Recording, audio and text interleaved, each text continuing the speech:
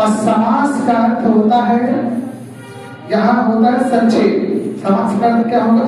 संक्षेप। वहां संधि में जोड़ते थे, यहाँ समास में हम क्या करेंगे? संक्षेप करेंगे। तो जैसे देखो समास जो बना हुआ है दो शब्दों से मिलकर बना है, सम पधन आस।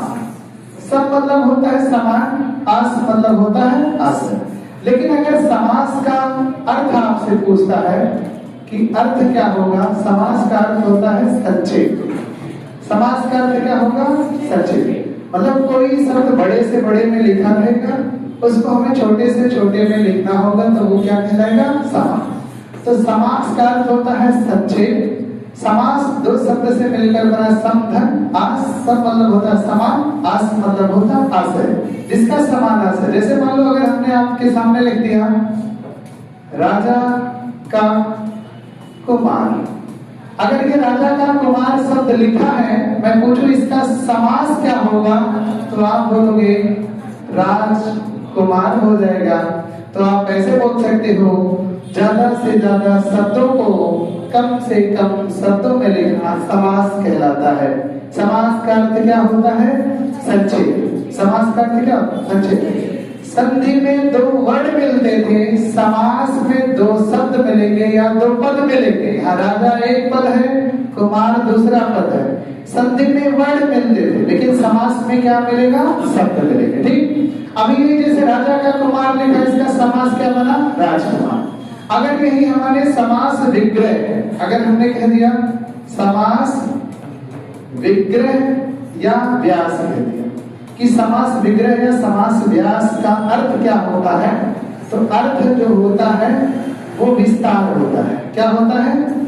विस्तार होता है। कि मतलब कोई छोटे से छोटे में लिखा है, उसी को हमें बड़े से बड़े में लिख देना है। मतलब समासिक पदों को अलग अलग किए जाने की प्रक्रिया को ही हम समास विग्रह कह सकते हैं। व्यास मतलब भी विस्तार होता है। वही बोला, वो व्यास नहीं जो आप पढ़ते हो त्रिभुज को वर्ग में जो पढ़ते हो ना, त्रिज्या व्यास, वो दूसरा चीज है। यहाँ व्यास का अर्थ विस्तार होता है। जैसे अगर पूछे समास का विलोम, तो व्यास अथवा विग्रह दोनों कह सकते हो, या विग्रह का विलोम पूछे तो समास कह सकते हो, व्यास का विलोम पूछे तो समास कह सकते हो। लेकिन संधि का विलोम विच्छेद होता है और विच्छेद का विलोम संधि। संधि में वर्ण को जोड़ते थे, यहाँ समास में पदों को जोड़ रहे हैं। किसको जोड़ रहे हैं? पदों को।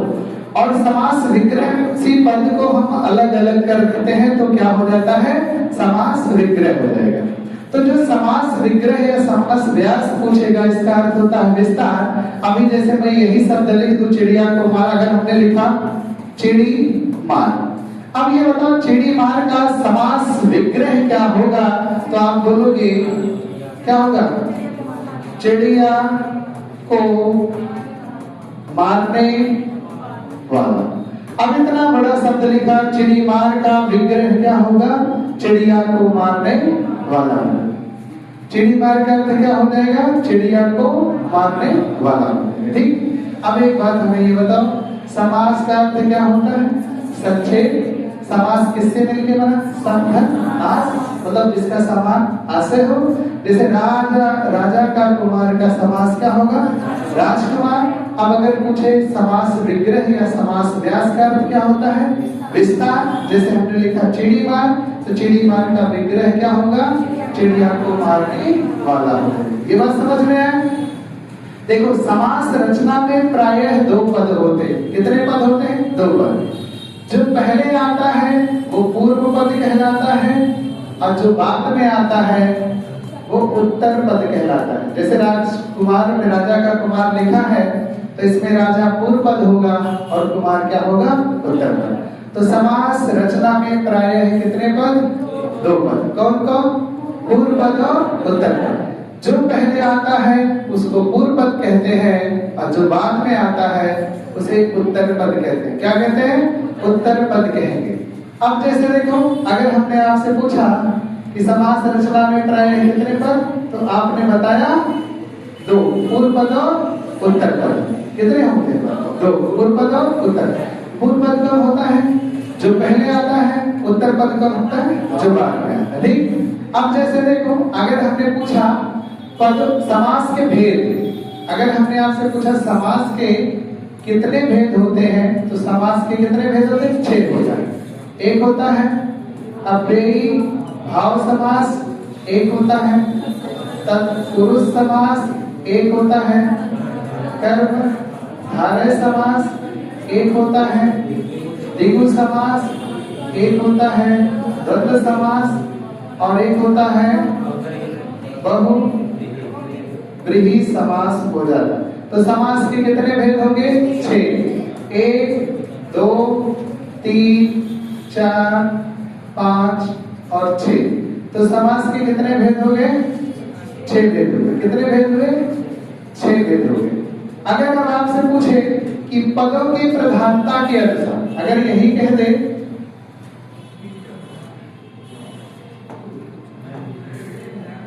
जैसे देखो अभी आपने पढ़ा समास रचना में प्रायः कितने पद होंगे? समास रचना में प्रायः कितने पद? 2 पद। समास रचना में प्रायः कितने पद? 2 पद। कौन कौन? नंबर 1 पूर्व पद और नंबर 2 उत्तर पद हो गए। जो पहले आता है पूर्व पद और जो बाद में आता है उत्तर पद हो जाएगा। लेकिन अगर हमने कह दिया पदों की प्रधानता के अनुसार समास के भेद, तो पदों के प्रधानता के अनुसार जो समास का भेद होता है वो कितना होता है? 4 होता है। कितना होता है? 4। जैसे नंबर 1 कह दिया पूर्व पद प्रधान, दूसरे में हमने कह दिया उत्तर पद प्रधान, एक तीसरे में कह दिया दोनों पद प्रधान और चौथे में कह दिया दोनों पद अप्रधान। तो देखो ये जो 6 समास है इसमें से कुछ ऐसा होगा जिसका पहला पद आगे वाला पद प्रधान होगा, कुछ ऐसा होगा जिसका पीछे वाला दूसरा वाला पद प्रधान होगा, कुछ ऐसा होगा इसी 6 में जिसका दोनों पद प्रधान होगा और कुछ ऐसा होगा जिसका दोनों पद अप्रधान होगा। किसी तीसरे पद की प्रधानता बताता है। तो जो पूर्व पद की प्रधानता होती है वो किसमें होता है? अव्ययी भाव में। किसमें होता है? अव्ययी भाव समास में पूर्व पद प्रधान। एक इकलौता ऐसा समास है जिसका पहला पद प्रधान होता है। ऐसे क्वेश्चन करेगा कि अव्ययी भाव समास में किस पद की प्रधानता होती है? 4 ऑप्शन दे देगा, पूर्व पद प्रधान, उत्तर पद प्रधान, दोनों पद प्रधान, दोनों पद अप्रधान। तो आप क्या चुनोगे? पूर्व पद प्रधान। ऐसे पूछ लेगा पूर्व पद की प्रधानता किस समास में होती है? तो 4 ऑप्शन दे देगा, अव्ययी भाव, तत्पुरुष, कर्मधारय, द्विगु। तो आप क्या चुनोगे? अव्ययी भाव। एक ही इकलौता ऐसा समास है जिसका पूर्व पद मतलब पहला पद प्रधान होता है, वो भी कौन है? अव्ययी भाव समास हो जाता है। दोनों पद की प्रधानता की बात करते हैं तो कौन होता है? द्वंद्व समास हो जाता है। और दोनों पद अप्रधान की बात करते हैं तो बहुव्रीहि समास जो होता है इसमें दोनों पद अप्रधान होते हैं। तो बताओ ऐसे मैं पूछूं कौन सा ऐसा समास है जिसमें दोनों पद अप्रधान होंगे? तो ये ऑप्शन आपके सामने है, कौन होगा? बहुव्रीहि। और कौन सा ऐसा समास होगा जिसमें दोनों पद प्रधान होगा? तो कौन होगा? द्वंद्व होगा। और कौन सा ऐसा समास होगा जिसमें पूर्व पद प्रधान होगा? अव्ययी भाव। अब जितना बचा है सब में उत्तर पद प्रधान होता है। बचा भी कितना है? 3 ही तो बचा है। 3 तो आपने पढ़ लिया। 3 बचा है। कौन कौन बचा है? तत्पुरुष, तत्पुरुष बचा है, कर्मधारय बचा है और द्विगु समास। तो बताओ अगर मैंने पूछा समास के कितने भेद? 6। कौन कौन? अव्ययी भाव, तत्पुरुष, कर्मधारय, द्विगु, द्वंद्व और बहुव्रीहि। ये क्लियर? समास रचना में प्रायः है कितने पद? 2 पद। कौन कौन? पूर्व पद, उत्तर पद। पूर्व पद कौन? जो पहले आता है वो पूर्व पद, जो बाद में आता है वो उत्तर पद। जैसे हमने लिखा था राजा का कुमार, तो राजा पूर्व पद होगा और कुमार क्या होगा? उत्तर पद होगा। और पदों के प्रधानता के अनुसार समास के कितने भेद होते हैं? तो 4 होते हैं। कौन कौन? पूर्व पद प्रधान, उत्तर पद प्रधान, दोनों पद प्रधान और दोनों पद अप्रधान। तो पूर्व पद की प्रधानता किसमें? अव्ययी भाव। उत्तर पद की प्रधानता तत्पुरुष कर्मधारय द्विगु में और दोनों पद प्रधान द्वंद्व में और दोनों पद अप्रधान बहुव्रीहि समास में हो जाएगा। इतनी बातें समझ में आई। अगर मैं पूछूं कि कौन सा ऐसा समास है जिसमें उत्तर पद की प्रधानता नहीं है, मैं बोल दूं तत्पुरुष द्विगु कर्मधारय और द्वंद्व, तो द्वंद्व हो जाएगा। क्योंकि ये तीनों तत्पुरुष कर्मधारय द्विगु में तो उत्तर है, इसके अलावा द्वंद्व अगर दिया होता, बहुव्रीहि दिया होता, व्यय भाव कोई भी देता वही हो जाता। ये बात समझ में। अब एक एक करके इसमें ये जो 6 समास है इसको पढ़ लेते हैं तो समास भी कंप्लीट हो जाएगा। जैसे व्यय भाव समास क्या है, इसकी पहचान कैसे करते हैं, ये सारा देख लेते हैं। ऐसे तत्पुरुष कर्मधारय द्विगु द्वंद्व बहुव्रीहि 6 ये देख लेते हैं तो ये समास भी कंप्लीट हो जाएगा। तो पहला हम लोग प्रयास शुरू करने जा रहे हैं, कौन सा? अव्ययी भाव। पहला कौन होगा? अव्ययी भाव। अगर हमने पूछा अव्ययी भाव समास, जैसे अव्ययी भाव समास किसे कहेंगे? तो अव्ययी भाव समास हम उसे कहेंगे पूर्व पद प्रधान व अव्यय। अगर यही शब्द आपको याद है, जिस समास का पूर्व पद प्रधान व अव्यय होता है उसे हम अव्ययी भाव समास कहते हैं।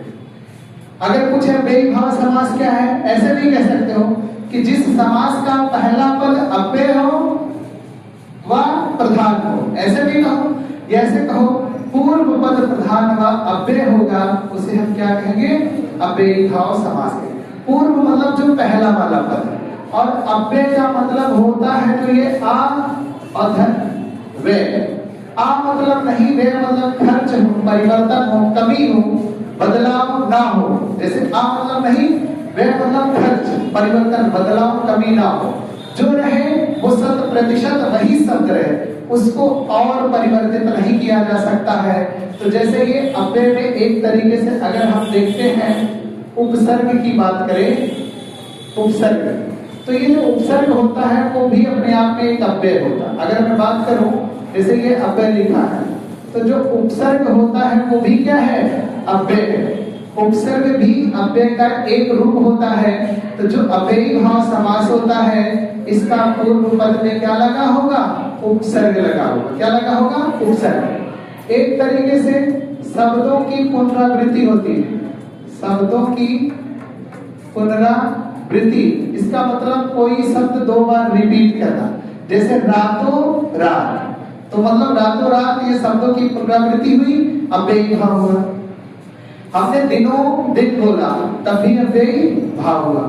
हमने हाथों हाथ बोला तो कोई भी 2 शब्द अगर उसकी आवृत्ति हो रही है वो अव्ययी भाव समास में चला जाएगा। याद रखेंगे आप लोग, अव्ययी भाव समास का परिभाषा ऐसे बोलना है कि जिस समास का पूर्व पद प्रधान व अव्यय होता है उसे हम अव्ययी भाव समास कहते हैं।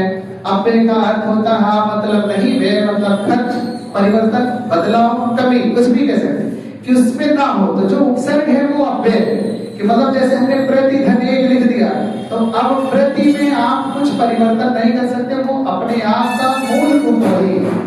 जैसे हमने अध्यक्ष लिखा तो अधि जो तोड़ा और अक्ष किया तो अधि जो है वो अपने मूल रूप में आया है, वो उपसर्ग है, तो वो अव्यय का ही एक रूप है। तो जिस समास का पूर्व पद प्रधान व अव्यय होगा उसे क्या कहेंगे? अव्ययी भाव। हमने उपसर्ग बोला, जैसे मान लो आपको कहीं अनु उपसर्ग दिख गया, आपको प्रति उपसर्ग दिख गया, आपको अधि उपसर्ग दिख गया, आपको बे उपसर्ग दिख गया, आपको प्रति उपसर्ग दिख गया, आपको यथा उपसर्ग दिख गया। तो जितना भी शब्द में अनु आगे लगा, जैसे अनुरूप, अनुसार, अनुकूल, ये सब कौन सा समास होगा? अव्ययी भाव समास। जहां प्रति उपसर्ग लगा, जैसे प्रत्येक, प्रत्यक्ष, प्रतिफल, प्रतिरूप, वो भी कौन सा समास हो जाएगा? अव्ययी भाव समास हो जाएगा। जहां अधि उपसर्ग लगा, अध्यक्ष, अध्यादेश, अध्यापक, अध्यक्षता, वो भी कौन सा समास? अव्ययी भाव। बे उपसर्ग लगा है, जैसे कहते हैं बेरहम, बेधड़क, बेशर्म, बेहया, बेइज्जत, तो जहां बे उपसर्ग लगा है वो भी अव्ययी भाव समास हो जाएगा। जहां प्रति उपसर्ग लगा, प्रति एक बार लिख दिया, 2 बार लिख दिया आपने, इस प्रकार। अब जैसे मान लो यथा उपसर्ग लगा है, तो यथा पे जैसे यथाशक्ति, यथासंभव, यथाक्रम, यथा रुचि, तो कौन सा समास? कौन सा समास? अव्ययी भाव समास। जहां भर उपसर्ग लगा, जैसे भरपेट, भरसक, भरपूर, तो कौन सा समास होगा? अव्ययी भाव समास। तो अव्ययी भाव समास में एक तरीके से उपसर्ग लगा होगा और शब्दों की पुनरावृत्ति होती है। शब्दों की पुनरावृत्ति का मतलब, जैसे हमने बोला रातों रात, हमने बोला दिनों दिन, हमने बोला हाथों हाथ, हमने बोला सुख सुख, हमने कह दिया दुख दुख, हमने कह दिया धर्म धर्म, हमने कह दिया धर्म अधर्म, हमने कह दिया पाप पाप, हमने कह दिया पुण्य पुण्य, लाभ लाभ, हानि हानि, ठंडा ठंडा, गर्म गर्म, तो क्या हो जाएगा? अव्ययी भाव। तो शब्दों की पुनरावृत्ति होगा तो अव्ययी। यही अगर पाप को पुण्य कर देते तो द्वंद्व समास, अगर विलोम हुआ तो द्वंद्व हो जाएगा, लेकिन दोनों समान शब्द होगा तो अव्ययी भाव समास होगा। जब दो समान शब्दों की पुनरावृत्ति होती है तो कौन सा समास होगा? अव्ययी भाव। तो बताओ अव्ययी भाव समास किसे कहें? पूर्व पद प्रधान व अव्यय होगा, उसे हम क्या कहेंगे? अव्ययी भाव। अव्यय मतलब जो उपसर्ग होता है वो भी अव्यय का एक रूप होता है।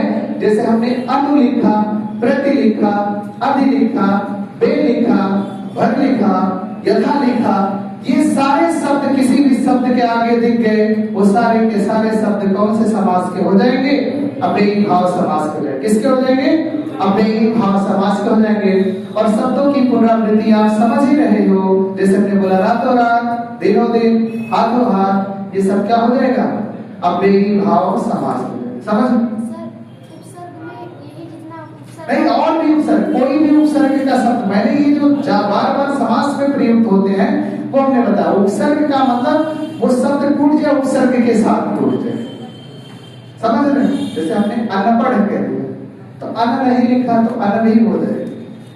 जैसे हमने आपसे कह दिया और भी उपसर्ग है, मान लो बी लिख दिया, नी लिख दिया, बी लिख दिया, नी लिख दिया, ये भी उपसर्ग है। जैसे हमने बिहू कहेंगे, बिहू जैसे ऐसे लिखा ना, बिहू यड़ संधि का है, तो इसको अगर हम तोड़ेंगे विध उहु करते ही या में जाता है, या था हो जाता था बड़ा बिहू, तो भी उपसर्ग लगा है, तब वो अव्ययी भाव समास। जैसे हमने न्यून लिखा, न्यून, तो ये ऐसे करोगे नी धन पूर्ण, यड़ संधि का एग्जांपल है ये। ऐसे ही या में गए है, या था हुआ बड़ा की मात्रा लगा, तभी ये कौन सा समास होगा? जितने भी उपसर्ग, मैं बोल रहा हूँ कि उपसर्ग वाले शब्द जो टूटे, जैसे बी नहीं लिखा था तो बी भी लिख के बताया, नहीं भी लिखा, बहुत सारे शब्द हैं। तो मैंने बोला कि जो उपसर्ग शब्द लगा और वो अव्यय का ही एक रूप हो जाता है उपसर्ग। तो जब पहला पद अव्यय हो गया तो वो अव्ययी भाव समास का एग्जाम्पल है। तो बताओ अव्ययी भाव समास कैसे पहचानोगे? उपसर्ग से पहचानेंगे और शब्दों की पुनरावृत्ति से। ये समझ में आया? तो बताओ अव्ययी भाव समास किसे कहोगे? जिस समास का क्या हो गया है इसमें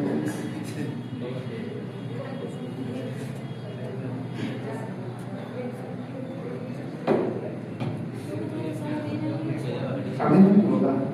तो बताओ अव्ययी भाव समास हम लोग किसे कहेंगे? आप लोग बताओ। पूर्व पद प्रधान अव्यय होगा तो अव्ययी भाव। और अव्यय कैसे पहचानोगे? चाहे उपसर्ग दिया होगा और चाहे शब्दों की पुनरावृत्ति। ठीक,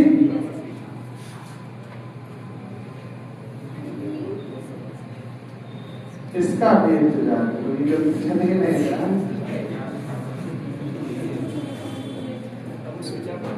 अरे स्विच ऑफ कर देंगे, क्या हो जाएगा? वैसे चालू होगा। चलो आप करते हैं।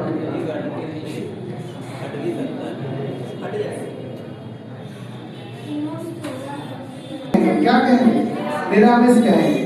तो जो मांस खाएगा वो सामिष, और जो मांस नहीं खाएगा वो निरामिष हो जाएगा।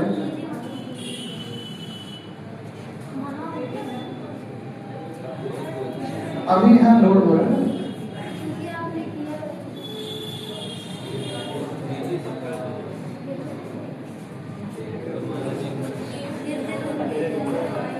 फिर से करना पड़ेगा, बड़ी समस्या है इसके लिए।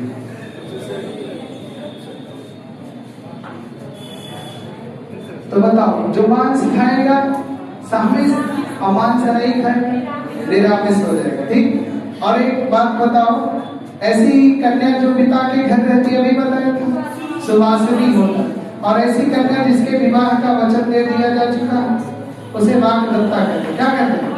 वाग्दत्ता। तो जैसे जिसके विवाह का वचन, और ऐसा पुरुष जिसकी पत्नी मर गई हो, उसे विदुर कहते हैं। क्या कहते हैं? विदुर। और ऐसी स्त्री जिसका पति मर गया, विधवा कहते हैं। क्या कहते हैं? विधवा। गोद लिया हुआ पुत्र दत्तक होता है, और ब्याही स्त्री से उत्पन्न पुत्र औरस होता है। जो ब्याही स्त्री से उत्पन्न पुत्र होता है, जिसे वैध पुत्र कह सकते हैं, वो औरस होगा, गोद लिया हुआ पुत्र दत्तक होगा, और कन्या के गर्भ से जन्म लेने वाले पुत्र को कानीय कहते हैं। जैसे कर्ण जो था वो कानीय, क्योंकि उसकी माता कुंती उसको कौमार्यावस्था में जन्म दी थी। जैसे श्री ऋषि ने उनको एक वरदान दिया था कि आप जिस देवता को याद करोगे उस देवता जैसा वीर पुत्र आपको प्राप्त होगा। तो उन्होंने सूर्य देवता का आह्वान किया, तो सूर्य देवता जैसा पुत्र उनको प्राप्त हुआ। तो वो कानीय किसे कहते हैं? जो कन्या के गर्भ से जन्म लिया हो, तो उसे क्या बोलेंगे? कानीय बोलेंगे। और जो पसीने से पैदा होता है, स्वेदज। स्वेदज कौन है? मकर ध्वज। हनुमान जी के पसीने से पैदा हुआ है। जैसे मकर ध्वज की बात करें तो स्वेदज किसको बोलेंगे? जो पसीने से पैदा हुआ। अंगज किसको कहते हैं? जो अंग से पैदा हुआ। पिंडज किसे कहते हैं? जो पिंड से पैदा हुआ। जलज किसे कहते हैं? जो जल में पैदा हुआ। पंकज किसे कहते हैं? जो कीचड़ में पैदा हुआ। पंकज किसे बोलेंगे? जो कीचड़ में पैदा होता है उसे क्या बोलते हैं? पंकज बोलते हैं। अच्छा बताओ, सगे भाई को सहोदर और सगी बहन को सहोदरा। बड़ा भाई अग्रज, छोटा भाई अनुज, बड़ी बहन अग्रजा, छोटी बहन अनुजा। छोटी बहन क्या होगा? अनुजा होगा।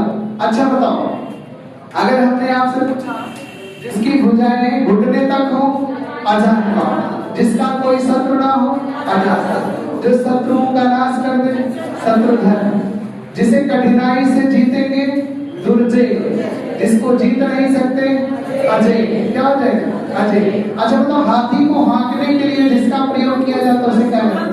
अंकुश होता है। क्या होता है? अंकुश। और हाथी के पीठ पर बैठने के लिए जिसका प्रयोग किया जाता है उसे हौदा कहते हैं। क्या कहते हैं? हौदा कहते हैं। पिता के पिता को पितामह, पिता की माता को पितामही। दादा दादी जो कहते हैं ना, तो दादा को पितामह, दादी को पितामही, और माता के पिता को मातामह, और माता की माता को मातामही कहते हैं। जैसे नाना को मातामह और नानी को मातामही कहेंगे। वहां नाना नानी देके नहीं पूछेगा, तो मातामह और मातामही देके पूछेगा। पुत्री के पुत्र को क्या कहते हैं? पुत्री के पुत्र को दौहित्र कहते हैं। क्या कहते हैं? दौहित्र कहते हैं। और पुत्री के पुत्री को दौहित्री कहते हैं। पुत्री के पुत्र को दौहित्र और पुत्री के पुत्री को दौहित्री कहते हैं। क्या कहते हैं? दौहित्री कहते हैं। और अगर हमने आपसे पूछा पुत्र के पुत्र को क्या कहते हैं? पुत्र के पुत्र को पौत्र कहते हैं, और पुत्र के पुत्री को पौत्री कहते हैं। जैसे पोती और पोता, और नाती और नातिन, तो लड़की के लड़के को नाती नातिन बोला जाता है। कुछ लोग गांव में उल्टा ही बोल देता, कहता है हमारा नाती नातिन है। वो नाती नातिन लड़की के लड़का बोला जाता है, ठीक। और पोती पोता जो बोला जाता है वो लड़के के लड़के को बोला जाता है। लड़के के बच्चे को पोती पोता बोलते हैं, और लड़की के लड़के को नाती नातिन बोलते हैं। लेकिन कुछ लोग नहीं समझते तो उल्टा ही बताते हैं। तो बताओ, दौहित्र कौन? नाती को कहते हैं, और दौहित्री किसको कहते हैं? नतनी को कहते हैं। नतनी को बिटिया के बिटिया को नतनी बोलेंगे ना, तो वही हो जाएगा। अगर हमने आपसे पूछा पौत्र किसको कहेंगे? पुत्र के पुत्र को, जिसको पोता कहते हैं, पोता। और पोती किसको कहते हैं? पुत्र के पुत्री को कहते हैं, ठीक। अच्छा बताओ, सुबह के समय को क्या कहते हैं? उषा काल। क्या कहेंगे? उषा काल।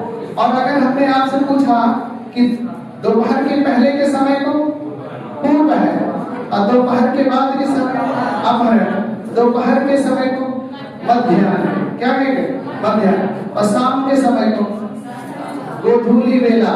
जैसे गाय जब चल के आती है उनके पैर से धूल उड़ता है, उसे गोधूली वेला, गांव में गदावेरिया कहते, क्या कहते गदावेरिया कहते हैं ना, लेकिन वो गोधूली वेला होता है। उस समय पढ़ना जैसे दिन भर घूम के आओ, और जब गांव मान लो गांव में रहते हो तो भैंस या गाय चल के वापस आई तो बांधने का काम आया, मान लो वहां के कोई इधर उधर नुकसान करेगा तो लोग रोक के उनको बांधने का प्रयास करेंगे। तो बैठ जाओ, किताब लेंगे तो बोलेंगे दिन भर घूमो, गदावेरिया बैठ के पढ़ा करो, ऐसे बोलते हैं ना। तो इसका मतलब गदावेरिया को जो शाम का समय से गोधूली वेला कहा जाता है। जब गाय चलकर वापस आती है उनके पैर से धूल उड़ता उस समय इसी को गोधूली वेला कहा गया है। तो शाम के समय को क्या बोलते हैं, गोधूली वेला बोलते हैं। अच्छा बताओ, आधी रात को निशीथ, क्या कहते हैं निशीथ कहते हैं, और रात के दूसरे पहर को द्वियामा कहते हैं, और रात के तीसरे पहर को त्रियामा कहते हैं। और काली घनेरी रात है तो निशा होगी, और चांदनी भरी रात होगी तो रजनी होगी, और तारों भरी रात होगी तो सरावरी होगी। तो बताओ, तारों भरी रात है तो क्या बोलेंगे सरावरी, और चांद भरी रात होगी तो रजनी, और काली घनेरी रात होगी तो निशा, आधी रात होगा तो निशी, दूसरा पहर होगा द्वियामा, और तीसरा पहर होगा तो त्रियामा कहेंगे, क्या कहेंगे, और शाम के समय को गोधूली वेला कहेंगे।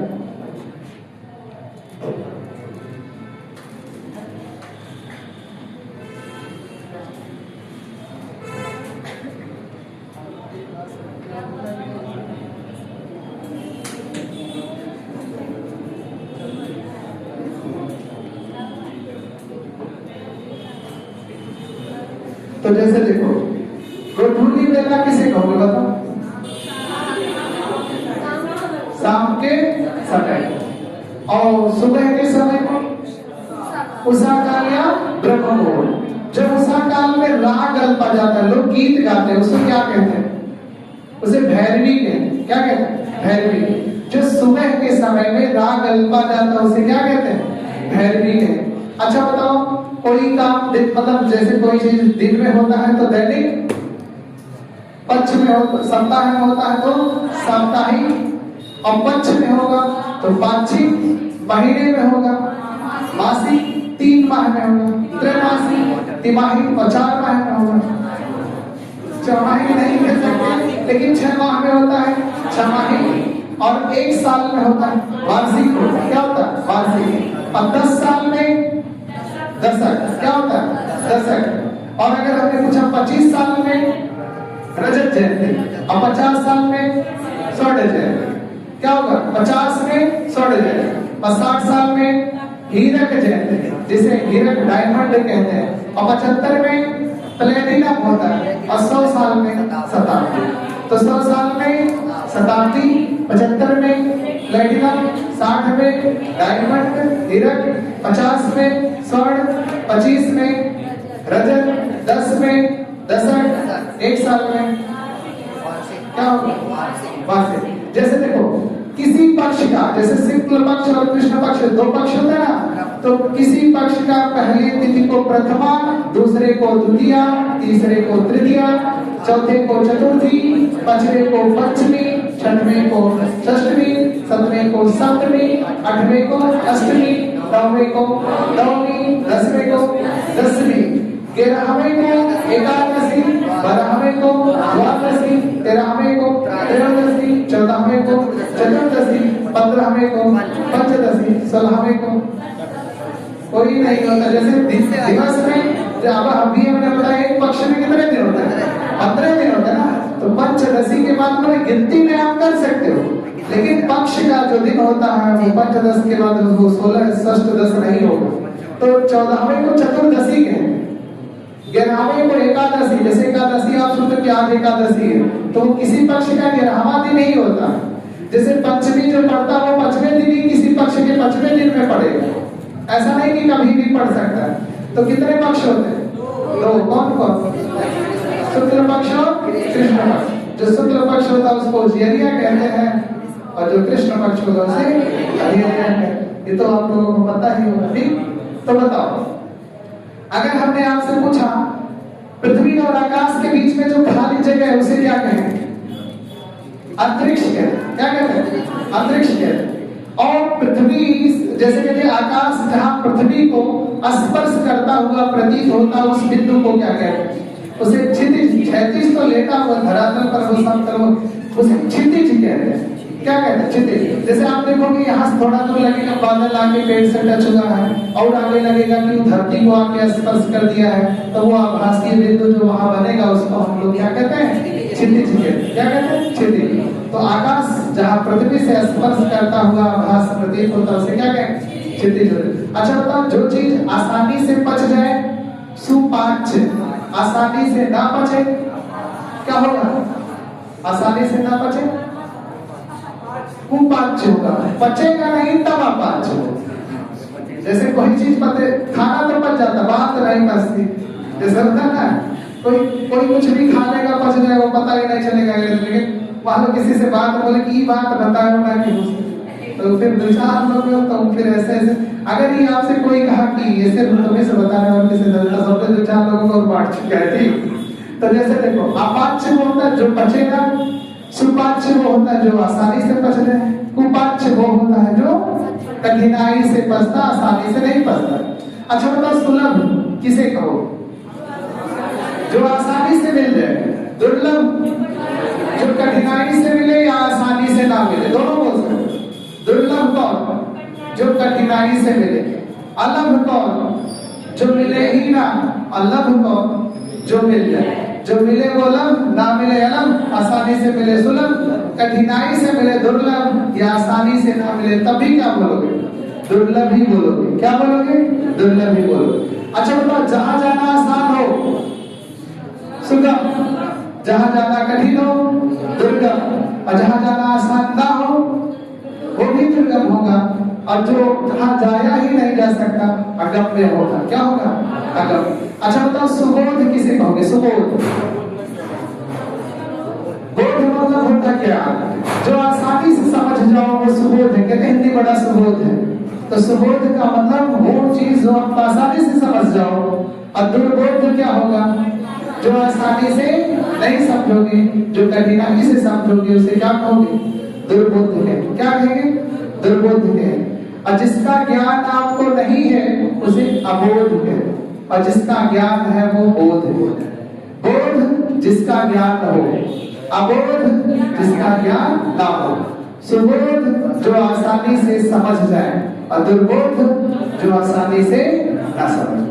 जैसे कोई छोटा सा बालक है उसे बोलूं अबोध बालक है। जैसे मान लो वहां तार लाइट का गया, उसे बोलना बाबू मत छूना, तो वो अबोध बालक है ना। तो मान लो वहां खेल रहा था तो कोई चीज, लेकिन वो जब कह दिया नहीं छोड़ना तो वो आएगा और पक्का छू देगा, ठीक। और जब छू देगा एक हाथ बाद लाइट वेट मार देगा, कोई भी चीज रहेगा, तो फिर उसके बाद अगर हाथ एक हाथ में इतना ढेर सारा चॉकलेट ले लो या तो ये तार छू दो ही दे दे, तो नहीं छूएगा। उसको पता चलेगा ये बड़ा कष्ट देता है ना। तो वो अबोध बालक था, उसको ज्ञान नहीं था। लेकिन बोध जब उसको ज्ञान हो जाएगा कि बहुत पीड़ादायक है तो वो ऐसा नहीं करे। जैसे हरी मिर्च रखो ना, बोलो मत खा, वहां से आएगा उठ के पहले खा लेगा, खाने के बाद वो चिल्लाएगा ना, तो वो बोध हो जाएगा। वो अबोध बालक था। क्यों? क्योंकि उसको उस चीज की जानकारी नहीं। तो अबोध किसे बोलोगे? जिसकी जानकारी ना। बोध जिसकी जानकारी हो। सुबोध आसानी से समझ, दुर्बोध जो कठिनाई से समझ। ठीक, चलो देखते हैं समास में। अभी जो हमने आपको बताया था, प्रेम भाव बता दिया था, आप चलते हैं तत्पुरुष पे। ठीक, दूसरे समास की बात करते हैं, तत्पुरुष समास। तत्पुरुष समास में उत्तर पद प्रधान होता है, कारक चिन्हों का लोप होता है, और कारक चिन्हों के आधार पर, कारक चिन्हों के आधार पर कितने भेद? 6। कारक जो होता है वो 8 होता है। कारक कितने होते हैं? 8। लेकिन कारक चिन्हों के आधार पर जो समास की बात होती है वो कितना होता है? 6। जैसे अगर मान लो हमने नंबर 1 बात किया, 1 कह दिया कर्ता कारक, नंबर 2 कह दिया कर्ता कारक हो गया, करण हो गया, करण हो गया, तीसरा संप्रदान हो गया, अपादान हो गया, संबंध हो गया, अधिकरण हो गया और संबोधन। 1 4 हुआ था, 5 हुआ, 6 हुआ, 7 हुआ और एक बार सुनो। जैसे कारक जो होते हैं वो कितने होते हैं? 8। लेकिन जो समास में बात किया गया वो कितने की? 6 की। तो ये पहले की बात नहीं हुई और ये लास्ट वाले की बात। ये तो गायब हो गया। जब कारक पढ़ेंगे तो 8 पढ़ेंगे, लेकिन समास में सिर्फ 6 की बात होती है। कर्म, करण, संप्रदान, अपादान, संबंध, अधिकरण। तो ये जो कर्ता होता है तो ये एक तरीके से प्रथम स्थान पर आता है। तो प्रथमा तो गायब हो गया। तो जब इसको हटा दिए तो कहीं कहीं कर्म को ऐसे द्वितीय लिखा होता है। क्या लिखा होगा? द्वितीय। इसको तृतीया। ये क्या हो जाएगा? चतुर्थी हो जाएगा। क्या हो जाएगा?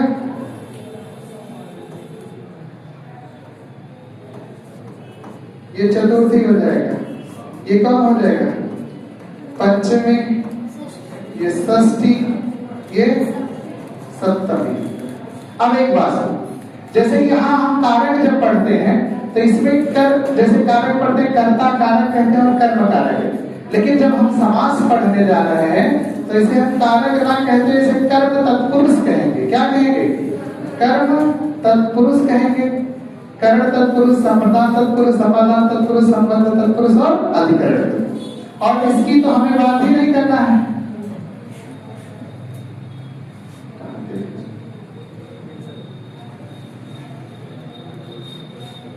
अब जैसे इसकी तो हमें बात नहीं करनी है, दोनों की, पहले कर्ता की और अंतिम संबोधन। तो ये जो कर्म कारक होता है इसकी चिन्ह क्या होते हैं? विभक्ति। कर्म को क्या होता है? कर्म को। करण से संप्रदान के लिए और अपादान से, यहां भी से है लेकिन ये संबंध बताने का काम करता है और ये अलगाव की बात करता है। किसकी? अलगाव। और संबंध में होता है का, की, के, अधिकरण में और पर होता। ठीक। अभी जैसे आपने लिखा था राजकुमार, अभी का इसका जब विग्रह करेंगे तो राजा का कुमार। तो अगर मैं पूछूं वहां से कि राजा का कुमार जो राजकुमार लिखे थे कौन सा समास होगा, तो आप तो बताओगे तत्पुरुष समास है, तत्पुरुष है। लेकिन वो पूछे कौन सा तत्पुरुष है तो का, की, के किसमें आ रहा?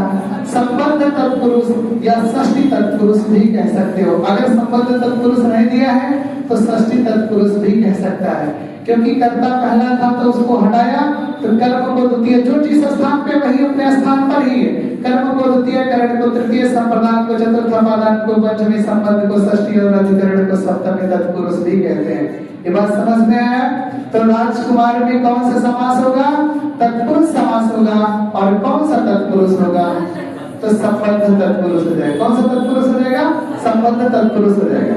अब देखो यही कारक चिन्ह से ही हम पहचान के बताएंगे कि कौन। इरेज करने के लिए ऐसे करेंगे तभी सही होगा, वैसे नहीं करेंगे। अब जैसे देखो, अब जैसे यहाँ हमने लिखा को, हमने लिख दिया चिड़ी मार, हमने कह दिया रथ चालक, हमने कह दिया गगन चुप्पी, हमने कह दिया जेब कतरा। तो इसमें कौन सा समास होगा? तत्पुरुष। लेकिन पूछे कौन सा तत्पुरुष? तो कर्म तत्पुरुष। चिड़ी मार, चिड़िया को मारने वाला। रथ चालक, रथ को चलाने वाला। जेब कतरा, जेब को काटने वाला। गगन चुप्पी, गगन को चुनने वाला। मेरी बात समझ में? तो यहाँ जब कर्म तत्पुरुष होगा तो उसमें जो विभक्ति दिखेगा हमें वो को वाली दिखेगी। किसकी दिखेगी? को। अब संबंध में से होता है, जैसे करण में से है लेकिन ये जोड़ने का काम कर रहा है। किसका? जोड़ने का। जैसे हमने कह दिया रोगग्रस्त, अगर हमने कह दिया रोगग्रस्त तो रोग से ग्रस्त है। हमने कह दिया जल सिक्त, जल सिक्त, अगर हमने कह दिया प्रेमासिक्त, प्रेमासिक्त, तो प्रेम से सींचा हुआ हो जाएगा, जल सिक्त जल से सींचा हो गया, रोगग्रस्त रोग से ग्रस्त हो गया, मतलब वो जुटने का काम कर रहा है। जल सिक्त जल से सींचा हुआ। अभी यही जल रिक्त कहते थे, तो जल से अलग दोनों में से आ रहा है, लेकिन वो अपादान हो जाता है। अभी हमने कहते हैं रोगग्रस्त, तो रोग उसको पकड़ा हुआ, वो क्या हो जाएगा, करण हो जाएगा। लेकिन कहते हैं रोग मुक्त, तो रोग से मुक्त हो जाएगा, तो क्या हो जाएगा, अपादान। है दोनों में से, लेकिन जब जोड़ेगा तो करण होगा और अलग करेगा तो अपादान। ठीक। अभी जैसे देखो के लिए है, जैसे हमने कह दिया प्रयोग शाला, हमने कह दिया, हमने कह दिया स्नान, स्नान घर कह दिया, हमने कह दिया प्रयोगशाला स्नान घर, हमने कह दिया परीक्षा भवन, परीक्षा भवन। अगर हमने कह दिया कि यज्ञशाला, तो यज्ञ के लिए शाला, गौशाला तो गौ के लिए शाला, प्रयोगशाला प्रयोग के लिए शाला, स्नान घर स्नान के लिए घर, रसोई घर रसोई के लिए घर। तो जब के लिए आएगा तो कौन सा तत्पुरुष होगा, संप्रदान तत्पुरुष हो जाएगा। वो तो तत्पुरुष ही, लेकिन पूछेगा कौन सा तत्पुरुष का है, तब बताना है। नहीं, चीड़ी मार में भी तत्पुरुष है, रोगग्रस्त में भी तत्पुरुष है, प्रयोगशाला में भी तत्पुरुष है। लेकिन जब पूछेगा कि चीड़ी मार में कौन सा तत्पुरुष है, तो कहेंगे कर्ण तत्पुरुष है। पूछेगा रोगग्रस्त में कौन सा तत्पुरुष है, तो कहेंगे कर्ण तत्पुरुष है। अगर हमने कह दिया संप्रदान में कौन सा तत्पुरुष है, तो कह देंगे संप्रदान बोले। प्रयोगशाला में कौन सा तत्पुरुष है, तो संप्रदान हो जाए। अब देखो अपादान में जहां हीन लगा हो, मुक्त लगा हो, भ्रष्ट लगा हो और विमुख लिखा हो, जैसे देखो जलहीन, कर्महीन, नेत्रहीन, धनहीन, मतलब हीन मतलब अलग हो रहा है। तो ये जल से हीन, कर्म से हीन, धन से हीन, नेत्र से हीन, तभी वो अपादान तत्पुरुष में चला गया। मुक्त मतलब जैसे रोग मुक्त, पाप मुक्त, दोष मुक्त, ऋण मुक्त, तभी किसमें चला गया, अपादान में। भ्रष्ट मतलब जाति भ्रष्ट, पथ भ्रष्ट, धर्म भ्रष्ट, तभी क्या हो जाएगा, अपादान तत्पुरुष। विमुख में लिखा ऋण विमुख, तभी क्या हो जाएगा, कर्तव्य विमुख, कर्तव्य से विमुख, ऋण विमुख, ऋण से विमुख। तो ये सब कौन सा तत्पुरुष हो जाएगा, अपादान तत्पुरुष हो जाएगा। तो जलहीन, कर्महीन, नेत्रहीन, धनहीन, जाति भ्रष्ट, पथ भ्रष्ट, धर्म भ्रष्ट, ऋण विमुख, ऋण विमुख के बाद कर्तव्य विमुख, ये सब क्या हो जाएगा, अपादान तत्पुरुष हो जाएगा। अब देखो संबंध में काकी के हैं, जैसे हमने कह दिया राजकुमार, राजकुमारी, राजपुत्र, राजाज्ञा, राजमहल, राजदरबार, गंगा जल, तो ये सब क्या, गंगा तट, ये कौन सा समास होगा, संबंध। तो राजकुमार राजा का कुमार, राजकुमारी राजा की कुमारी, राजपुत्री राजा की पुत्री, राजभवन राजा का भवन, राजदरबार राजा का दरबार हो जाएगा। तो जब काकी के होगा तो कौन सा तत्पुरुष होगा, संबंध तत्पुरुष होगा, या षष्ठी तत्पुरुष भी कह के पूछ सकता है आपसे। तो ये याद रखना क्रम, कभी कभी ये भी, लेकिन यहाँ कारक हम नहीं बोल रहे हैं। कर्म तत्पुरुष, करण तत्पुरुष, संप्रदान तत्पुरुष, अपादान तत्पुरुष, संबंध तत्पुरुष और अधिकरण तत्पुरुष में और पर होता है। क्या होता है, में और पर होता है। जैसे कह दिया कार्य कुशल, तो कार्य में कुशल, हमने कह दिया कार्य दक्ष, तो कार्य में दक्ष, कह दिया कला प्रवीण, तो कला में प्रवीण, कभी पुंगव, कवियों में पुंगव, कब पुंगव मतलब होता है श्रेष्ठ। हमने कह दिया गृह प्रवेश, तो घर में प्रवेश, हमने कह दिया वनवास, तो वन में वास हो जाएगा। तो में पर आएगा तो क्या हो जाएगा, अधिकरण तत्पुरुष हो जाएगा। अब इसमें 6 भेद बन गए थे एक टाइप से। जैसे तत्पुरुष की हमने बात किया, इसके अंदर कितने भेद बन गए थे, 6 भेद। कर्म, करण, संप्रदान, अपादान, संबंध, अधिकरण हो जाता है।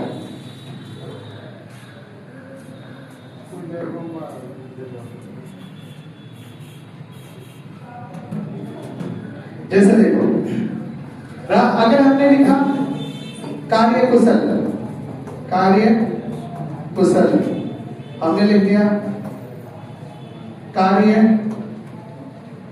कार्य दक्ष, कार्य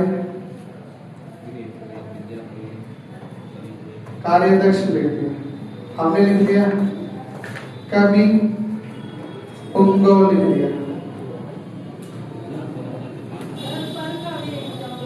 किसका? पर का। जैसे हमने कह दिया मैं पर का मतलब जो होता है, कहते घुड़सवार तो घोड़े पर सवार, जैसे हमने कहते घुड़सवार तो घोड़े पर सवार हो गए। आपने कह दिया वाहनारूढ़ तो वाहन पर आरूढ़ मतलब वाहन पर बैठा हुआ, तो मैं पर दोनों में, ठीक है। अब जैसे देखो, तो अगर पूछे तत्पुरुष समास किसे कहेंगे तो बोलोगे उत्तर पद की प्रधानता होगी, मतलब पीछे वाला पद प्रधान होगा, ठीक।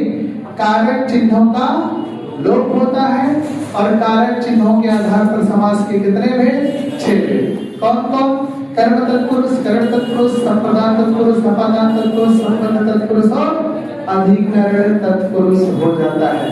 तो कर्म तत्पुरुष में कारक चिन्ह क्या होता है? को, करण से, संप्रदान के लिए, अपादान से, संबंध में, का, की के, अधिकरण में और पर होता है। अगर हमने पूछा कार्य कुशल में कौन सा समास है तो आप बताओगे तत्पुरुष है, लेकिन जब पूछेगा कि कौन सा तत्पुरुष का भेद है तब बताओगे अधिकरण तत्पुरुष है।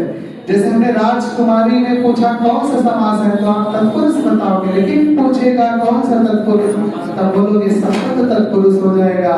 जैसे हमने कह दिया कर्महीन में कौन सा समास है तो तत्पुरुष है, लेकिन कौन सा है? अपादान तत्पुरुष हो गया। प्रयोगशाला में कौन सा समास है? तत्पुरुष है, लेकिन कौन सा तत्पुरुष? संप्रदान हो जाएगा। रोगग्रस्त में कौन सा तत्पुरुष है, लेकिन कौन सा तत्पुरुष है? करण हो जाए। तो जब वो आपसे वैसे पूछेगा समास का, मान लो सारा तत्पुरुष का भेद दिया तो उसको पहचान के बताना है। और नॉर्मली ऐसे कोई लिख के पूछे कौन सा समास तो सब में तत्पुरुष तत्पुरुष तत्पुरुष ये जितना दिख रहा है घर का वो आप सारा बता दोगे। ये बात समझ में आएगा आप लोगों? अब देखो आपको अव्ययी भाव बताया, तत्पुरुष बताया, अब बताने जा रहे हैं कर्मधारय समास। किसको बताएंगे? कर्मधारय। जैसे अगर मान लो हमने कर्मधारय की बात की, कर्मधारय समास, तो कर्मधारय समास में उत्तर पद प्रधान होता है, पूर्व पद विशेषण विशेष, विशेषण विशेष्य और उपमेय उपमान। यही तरह शब्द याद रखना, आपका कर्मधारय समास भी कंप्लीट हो जाएगा। पूछे कर्मधारय समास हम किसे कहेंगे तो कहोगे कर्मधारय समास में उत्तर पद की प्रधानता मतलब बाद वाला पद क्या होगा? प्रधान होगा। पूर्व पद व उत्तर पद में विशेषण और विशेष्य होता है। यहाँ विशेषण विशेष या उपमेय उपमान की बात होता है। जैसे विशेषण विशेष, जैसे जिसकी विशेषता बताते हैं वो विशेष होता है और जिससे बताते हैं वो विशेषण होता है। जैसे हमने नील गाय कहे तो जो गाय है वो विशेष है और नीला जो है वो विशेषण है। तो नील गाय अगर हमने आपसे बोला, जैसे हमने कह दिया नील गाय, तो नीली है जो गाय, आप बोलोगे ना उसे नील गाय बोलेंगे। तो ये क्या है? विशेषण विशेष। उपमेय उपमान, जैसे हमने कह दिया चंद्र मुख, क्या कह दिया? चंद्र, तो बोलोगे चंद्रमा के समान मुख हो जाए। तो जब यहाँ चंद्रमा जो है वो उपमान है और मुख जो है वो उपमेय है, तो इसमें विशेषण विशेष की बात हो रहा है, इसमें क्या हो रहा है? उपमेय उपमान। तो जहाँ विशेषण विशेष और उपमेय उपमान की बात होती है वो कर्मधारय समास में चला जाता है। किसमें? कर्मधारय। जैसे हमने कह दिया नील गाय तो नीली है जो गाय, हमने कह दिया नील कमल नीला है जो कमल, नील कमल नीला है जो कमल, नीलांबर नीला है जो अंबर, पीतांबर नीला है जो अंबर। तो जब जो लगा के हम विशेषण विशेष की बात किया तो क्या हो जाएगा? कर्मधारय समास हो जाएगा। उपमेय उपमान, जैसे हमने कह दिया चंद्रमुख तो चंद्रमा के समान मुख, हमने कह दिया मीनाक्षी मीन के समान गोल गोल छोटी छोटी आंखें हैं जिसकी, उसे मीनाक्षी बोलेंगे। मृग नैनी मृग के समान बड़ी बड़ी आंखें जिसके हैं उसे मृग नैनी। राजीव लोचन राजीव के समान लोचन, राजीव कमल के समान नयन है जिसके, मतलब विष्णु का ये प्रयाग होता है वो बहुब्री में भी जाएगा, ऐसा नहीं। अभी जब मैं पूरा समझा दूंगा तो बताऊंगा इनका वो कोई बहुब्री होता है कब कोई कर्मधारय होता है। ठीक, तो जैसे अगर हमने बोला चंद्रमुख, कनकलता, क्रोधाग्नि, तो क्रोध रूपी अग्नि, कनकलता, कनकशीलता, चंद्रमुख, चंद्रमा के समान मुख, नील कमल, नीला है जो कमल, नील गाय, नीली है जो गाय। तो जहाँ उत्तर पद प्रधान हो, विशेषण विशेष और उपमान की बात हो, वो कौन सा समास हो जाएगा? कर्मधारय समास हो जाएगा। कौन सा हो जाएगा? कर्मधारय समास हो जाएगा। तो कितने समास हमने आपको बताया? 3। कौन कौन? अव्ययी भाव, तत्पुरुष, कर्मधारय, ये तीनों के लिए। अब आते हैं किस पे? द्विगु समास। किस में आते हैं? हाँ बताओ। नहीं, जैसे है सेम तो, लेकिन विशेषण विशेष में वहां एक की विशेषता बताई जाती है दूसरे से। उपमेय उपमान में तुलना किया जाता है। उपमेय वो होता है जिसकी तुलना की जाए, उपमान वो होता है जिससे किया जाए। जैसे हमने कहते हैं मुख चंद्रमा के समान है, तो मुख उपमेय है और चंद्रमा उपमान है। लेकिन हमने कहते हैं काला मुख या गोरा मुख, छोटा मुख, बड़ा मुख, अच्छा मुख, खराब मुख, जो भी बोल रहे हैं, ये सब विशेषण विशेष, ये उपमेय उपमान है। अब देखो कर्मधारय हुआ। अब बात करते हैं किसकी? द्विगु। इसकी द्विगु समास ऐसे बोलेंगे, उत्तर पद प्रधान होगा, पूर्व पद संख्या वाचक होगा और समाहार का पूर्व। अगर ये 3 शब्द याद रखते हो तो आपका द्विगु समास भी यही कंप्लीट हो जाएगा। हमने बोला उत्तर पद प्रधान मतलब पीछे वाला पद प्रधान होगा। हमने बताया पूर्व पद संख्यावाचक मतलब जो पहले का पद होगा वो संख्या बताएगा। और समाहार मतलब एक साथ जुड़ने का बोध होता है।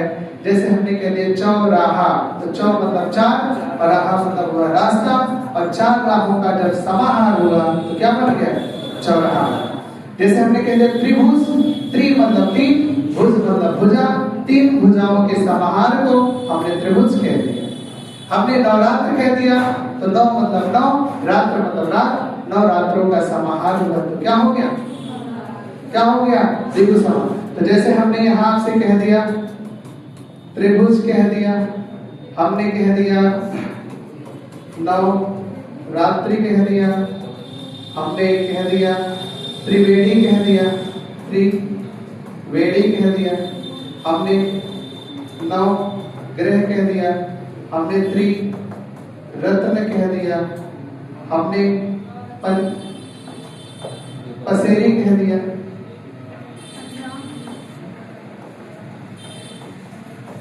पसेरी कह दिया, हमने पंजाब कह दिया, हमने दोआब कह दिया, और फिर हमने बहुत सारा होगा कोई। जैसे हमने आपसे बोला त्रिभुज, त्रिपुट, यहाँ पर भुज लिखना था, त्रिभुज। तो त्रिभुज किसे बोलो? 3 भुजाओं से घिरी हुई आकृति त्रिभुज। त्रि मतलब 3, भुज मतलब भुजा, 3 भुजाओं का समाहार हुआ तो देख। नवरात्रि तो 9 रात्रों का समाहार। त्रिवेणी, वेणी मतलब होता नदी, त्रि मतलब 3 वेणियों का समूह त्रिवेणी। 9 ग्रह, 9 ग्रहों का समाहार। त्रिरत्न, 3 रत्नों का समाहार। पसेरी 5 किलो का समाहार पसेरी होता है। पंजाब, पंच मतलब 5 आब मतलब होता है जल, 5 जलों का समाहार होता है तब बनता है पंजाब। जैसे वहां दोआब लिखा तो 2 जलों के बीच के क्षेत्र को हम दोआब कहते हैं। क्या कहते हैं? 2 जलों के बीच के क्षेत्र को दोआब। जैसे हमने कह दिया त्रिभुज कह दिया, नवरात्र कह दिया। जैसे हमने चवन्नी बोला तो चौ मतलब 4 आना मतलब आना, 4 आनों का समाहार चवन्नी। अठन्नी बोला तो 8 आनों का समाहार। तो अठन्नी कितने को कहते हैं? 50 पैसे को कहते हैं। इसमें कितने लोग 50 पैसा चला है? 25 पैसा तो बहुत कम लोग चला है। 25 पैसे पे गैंडा बना होता था, चला है नहीं? अभी 50 पैसा जल्दी बंद हो, 25 पैसा तो बहुत पहले बंद हो गए। तो चवन्नी होता था 4 आना, तो 4 आनों का समाहार। अठन्नी बोला तो 8 आनों का समाहार। 16 आना में 1 रुपया हो, 16 आना मिलके क्या बनता था? 1 रुपया जाके बनता था। तो जैसे हमने कह दिया त्रिभुज, तिरंगा, त्रिफला, त्रिदेव, त्रिरत्न, त्रिताप, ये सब कौन सा समास है? चवन्नी, अठन्नी, दो सुत्ती, दो राहा में कौन सा समास? द्विगु समास हो जाएगा। तो जब आप बोलोगे नवरात्रि, नवग्रह, सप्ताह, सप्त सिंधु में कौन सा समास? सप्त सिंधु, 7 सिंधुओं का समाहार। हमने बोला सप्ताह है तो 7 दिनों का समाहार। हमने बोला पसेरी तो 5 शेरों का समाहार। तो जिस समास का पूर्व पद संख्यावाचक हो, क्या हो? संख्यावाचक हो, और समाहार का बोध कराए, वो क्या होगा? द्विगु समास। तो ऐसे बोले तो उत्तर पद प्रधान होगा, पूर्व पद संख्यावाचक होगा, समाहार का बोध कराएगा, तो उसे हम द्विगु समास कहते हैं। जैसे चौराहा, तिराहा, दोराहा, पसेरी, पंजाब, चवन्नी, अठन्नी, दोसुत्ती, दोराहा, त्रिभुज, त्रिरत्न, त्रिदेव, सप्ताह, सप्तसिंधु, नवग्रह, नवरात्र, ये सब क्या हो जाएगा? क्या होगा? द्विगु समास हो जाएगा। तो 4 समास हो गया, बेभाव, तत्पुरुष, कर्मधारय, द्विगु। बचा द्वंद्व और बहुब्री, ये भी देख लेते हैं। तो ये हमारा समास टॉपिक भी खत्म हो जाएगा। ठीक, अब जैसे देखो द्विगु हो गया, अब बात करते हैं द्वंद्व समास। तो द्वंद्व समास में दोनों पद की क्या होती है? प्रधानता होती है। ठीक, विपरीतार्थी शब्द होते हैं। विपरीतार्थी का मतलब होता है विलोम शब्द होते हैं, दो भिन्न शब्द होते हैं। तो देखो द्वंद्व समास में दोनों पद की प्रधानता होती है। विपरीतार्थी शब्द मतलब विलोम दिया है किसी का भी एक साथ दोनों करके, तब भी द्वंद्व समास हो जाएगा। दो भिन्न शब्द दिया है तब भी द्वंद्व समास हो जाएगा। और योजक चिन्हों का प्रयोग भी होता है, किसमें? द्वंद्व समास में। ज्यादातर योजक चिन्हों का प्रयोग भी किसमें होता है? द्वंद्व समास में होता है। तो जैसे अगर मान लो हमने कह दिया रात दिन, तो कौन सा समास है? द्वंद्व। लेकिन अगर यही हमने रातों रात लिखा होता तब अबे, दिनों दिन लिखा होता तब दिन रात लिखे, द्वंद्व। अगर हमने कह दिया प्रश्नोत्तर, कह दिया प्रश्नोत्तर, तो इसका अगर हम करेंगे प्रश्न और उत्तर, तो कौन सा समास है? द्वंद्व। लेकिन अगर हमने उत्तरोत्तर लिखा होता तब क्या होता? अबे उत्तर प्लस उत्तर, आप मिलके वो हुआ है, ये गुण संधि का, तो ये अबे भाव का हो जाता है। ये किसका हो गया? द्वंद्व का। तो देखो द्वंद्व समास में हमने आपको बताया है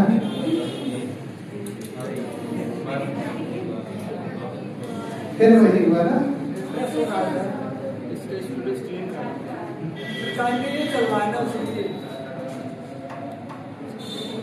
चलो आप करते हैं और क्या आप करेंगे, फिर से आप करेंगे।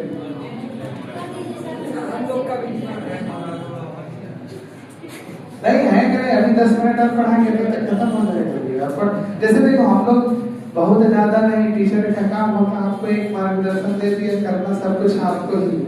जैसे हमने आपको रास्ता बता दिया, ये चीज आप ऐसे करें, थोड़ा सा हमने प्रयास किया, थोड़ा अपना प्रयास जोड़ो, थोड़ा थोड़ा मिलके, मैं बोलता हूँ ज्यादा हो जाएगा ना। जब हमने थोड़ा ही पढ़ा उसमें भी थोड़ा कर दोगे तो बहुत थोड़ा हो जाएगा। तो हम लोग थोड़ा सा आपको रास्ता दिखा देते हैं पूरा का कैसे कैसे करना। अब उस टाइम करेंगे छोटे बच्चे पूरा एक सब बैठा के दिखाएं, कॉपी चेक करें, उस समय चला गया। अब आप लोग कंपटीशन की तैयारी करें, इसमें प्रतिस्पर्धा बहुत ज्यादा है, एक दूसरे से आगे बढ़ने का होड़ है। तो इसलिए आपको अपना प्रयास उसमें जोड़ना पड़ेगा, और बेहतर प्रयास ही नहीं बस कि हाँ पढ़ रहे, पढ़ने के साथ साथ स्मार्ट पढ़े। जैसे स्मार्ट वर्क करना, जैसे लेबर वर्क और स्मार्ट वर्क समझ रहे हो। लेबर दिन भर काम करता है तब जाके 800 रुपया 500 रुपया जो भी पाता है। और कोई स्मार्ट है, मतलब कोई टेक्निकल है, कोई IIT स्विच खोला 500 रुपया लेके चला गया। तो जब आप टेक्निकल मतलब स्मार्ट वर्क करेंगे तो कम मेहनत करेंगे, मतलब और अच्छा परिणाम मिलेगा उसमें। और जब आप लेबर वर्क करेंगे, पढ़ेंगे लेकिन बहुत सारा कम, लेकिन बस उसका आउटपुट होगा बहुत कम होगा। तो आपको दिखावे वाली पढ़ाई नहीं करनी, आपको मेहनत की पढ़ाई करनी, जो पढ़ो वो आपके समझ में आए। और हम लोग बेहतर करने का प्रयास करेंगे, आप लोग भी उसमें अपना प्रयास जोड़ो और भी बेहतर हो जाए। तो चलो आ गया सामने आपके।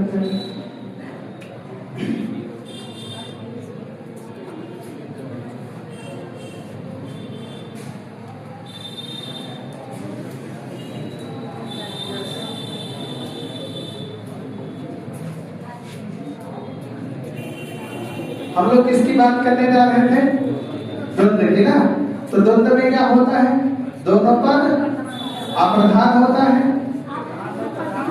दोनों पद प्रधान होता है और विपरीतार्थी शब्द होते हैं। विपरीतार्थी का मतलब विलोम, जैसे धर्म अधर्म, पाप पुण्य, लाभ हानि, ठंडा गर्म, गुण दोष, आय व्यय, आयात निर्यात। तो ये सब क्या हो जाएगा? कौन सा समास होगा?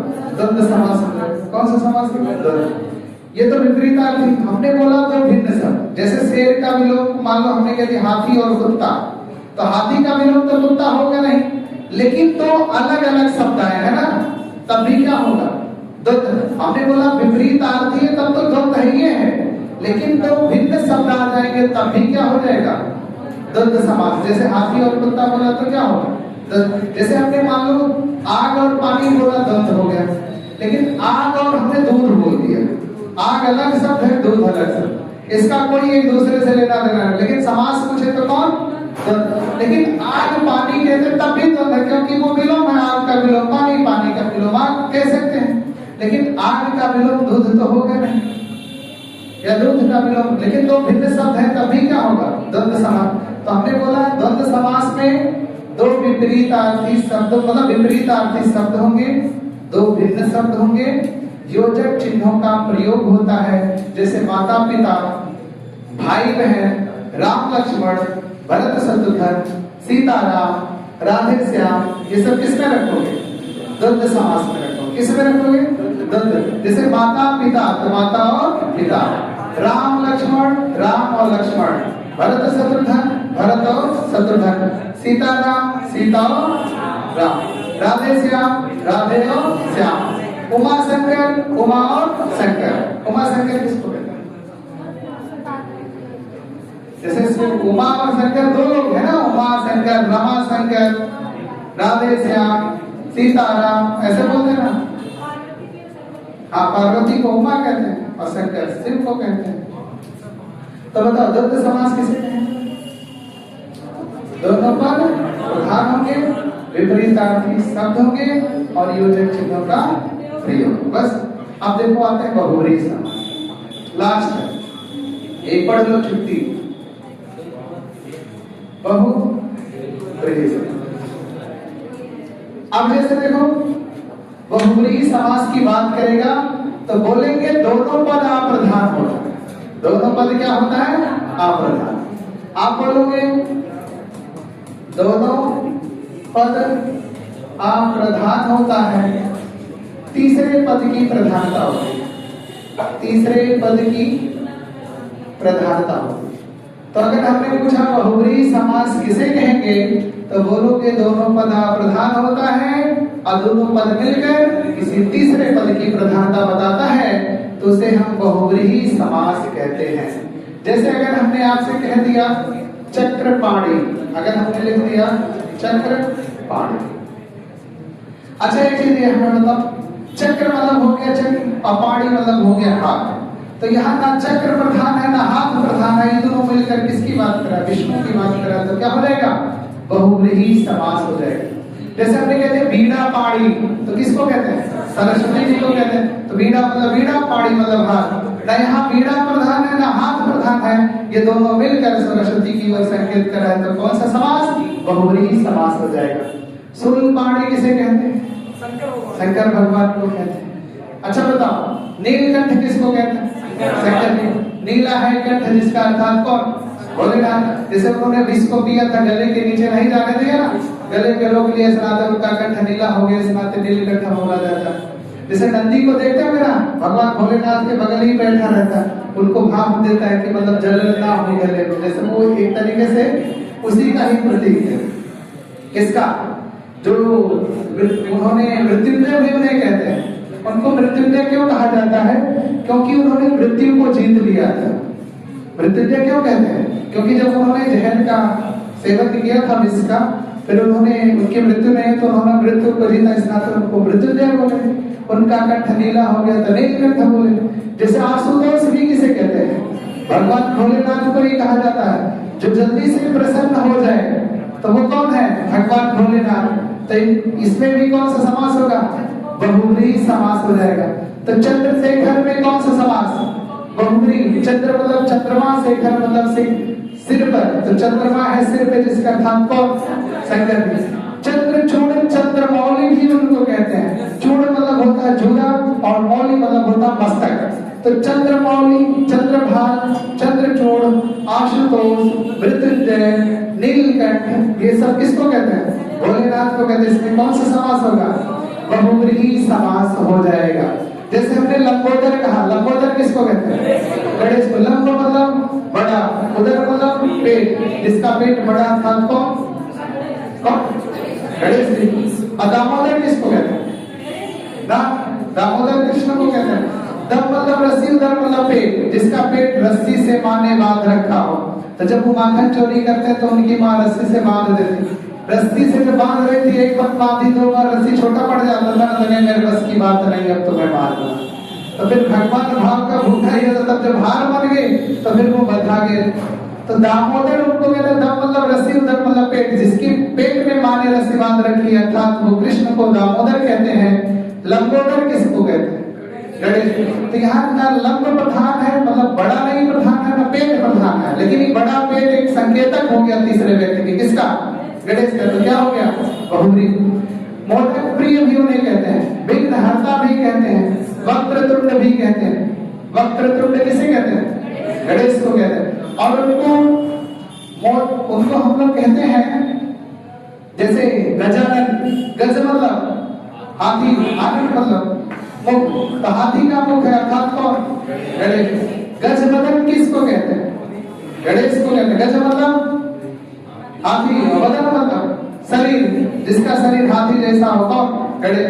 तो गजवदन, गजानन, मूषक वाहन, विघ्नहर्ता, लंबोदर, ये सब किसको कहते हैं? गणेश को कहते हैं। अच्छा बताओ, वीणापाणि सरस्वती, चक्रपाणि विष्णु, वज्रायुध इंद्र को कहते हैं, असूलपाणि शंकर जी को कहते हैं। और अगर हमने पूछा महावीर, हनुमान जी। पंचमुखी भी किसको कहते हैं? हनुमान जी। पंचमुखी हनुमान जी, जैसे कहते हैं ना, पंचमुखी हनुमान जी के दर्शन करिए आपके सारे मनोरथ पूरे हो जाएंगे, सब बोला जाता है। तो हनुमान जी के कितने मुख? पांच। चतुरानंद ब्रह्मा को, सदानंद कार्तिकेय को, 6 मुख है, जिसके अर्थात कार्तिकेय को सदानंद कहा जाता है। और दशानंद सबको पता हो, कोई ऐसा नहीं जो राम को जाने और रावण को ना जाने। भाई रावण भी कोई साधारण मानव नहीं था, जिसको मारने के लिए भगवान को स्वयं धरती पर आना पड़ा, वो साधारण मानव था नहीं। तो रावण भी बहुत महापुरुष विद्वान, यानी तो बस वही उसका अहंकार उसको ले डूबा। लेकिन अगर देखा जाए तो अगर हमने कह दिया दशानंद में कौन सा है समास? तो बहुब्रीहि। मेघनाद में, मेघनाद कौन था? रावण का पुत्र। मेघ मतलब बादल, नाद मतलब नाद, गर्जन करने वाला। जब वो पैदा हुआ था ना, तो उसकी किलकारी इतना तेज थी कि पूरा बादल जैसे गर्जन जैसा होता था, तो इस नाते उसको मेघनाद बोला गया। और इंद्रजीत भी उसको कहते हैं, क्यों? क्योंकि उसने इंद्र को जीत रखा था, इस नाते उसको इंद्रजीत कहते हैं। उसकी पत्नी का नाम क्या था? सुलोचना की सुनैना। सुलोचना थी। सुनैना कौन थी? सीता की माँ थी सुनैना। और सुलोचना, सु मतलब सुंदर, लोचन मतलब नयन, जिसके नयन सुंदर हो, कौन? मेघनाद की पत्नी। अब साधारण पुरुष वो भी नहीं थे, इंद्र को मतलब पराजित कर रखा था। मतलब एक तरीके से आप लोग रामायण देखना चाहिए, कभी कभी खाली तो देखना चाहिए, अच्छी बात है। उसमें आपको एक तरीके से मर्यादा बात झलकता है, जैसे कैसे एक भाई एक दूसरे भाई के विरुद्ध रहा। अगर रामायण में देखा जाए तो सबसे निकृष्ट अभिनय किसका? विभीषण का। किसका? विभीषण। अगर भाई आपका किसी अधर्म के मार्ग पर चला जाए तो आप उसका परित्याग कर दो, लेकिन अपने भाई के विरुद्ध जाके शत्रु से हाथ नहीं मिला दो। जैसे भाई आपका भाई कितना ठीक था, उसकी परिस्थिति पर छोड़ दो, वो आपके साथ अहित ही किया, लेकिन आप दुश्मन से हाथ नहीं मिलाओगे ना, आप उसका परित्याग कर दो। भगवान आए तो उसको दंड का, उसके अपराधों का दंड देते, जो भी मिलना होता वो पाता, लेकिन क्या किया? जाके रावण से हाथ मिला के। भाई एक तरीके से वो शत्रु शत्रु ही तो थे रावण के। बच्चा हाँ बताओ। दिगु में आएगा, लेकिन दोनों एक साथ दिया, दिगु बहुब्री दोनों, तो हम क्या करेंगे, बहुब्री लगाएंगे, क्योंकि 10 आनंद रावण को कहते हैं। लेकिन अगर अवसर में 10 आनंद बहुब्री नहीं दिया है तो दिगु लगा दे। बेटे सोचे विचारे, और वो कुछ नहीं हो सकता।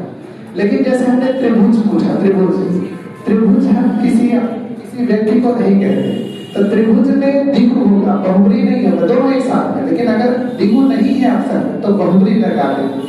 तो जितना भी दिगु होता है सारा बहुब्री में कन्वर्ट होता है, लेकिन सारा बहुब्री दिगु में कन्वर्ट नहीं होगा। लेकिन हमने 10 आनंद बोला तो अर्थात हमें रावण के बारे में पता कि ये कोई तीसरा आदमी है, लेकिन त्रिभुज बोला, कोई तीसरा आदमी हमें नहीं दिखा था।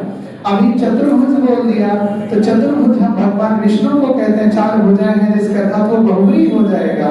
दोनों दिया, बहुब्री दिगु दोनों दिया है, तो वो बहुब्री में चला जाएगा, लेकिन वो दिगु नहीं होगा। लेकिन त्रिभुज में दिगु होगा, बहुब्री नहीं होगा। ये बात समझ रहे हो?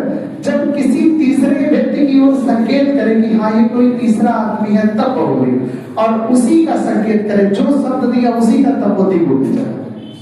बात समझ में? जैसे हमने पीताम्बर के, पीताम्बर पीला है जो अंबर है, जो करके विग्रह दिया है, तो वो बहुत कर्मधारय है। और कहते पीला है अंबर, जिसका अर्थात वो बहुब्री है। तो भगवान विष्णु को हम पीताम्बर या राम को भी पीताम्बर कह सकते हैं, तो ये बहुब्री समास में जाएगा। दोनों ऑप्शन में तो बहुब्री और बहुब्री नहीं है तो दिगु, सॉरी कर्मधारय लगाए। क्या लगाएंगे? कर्मधारय।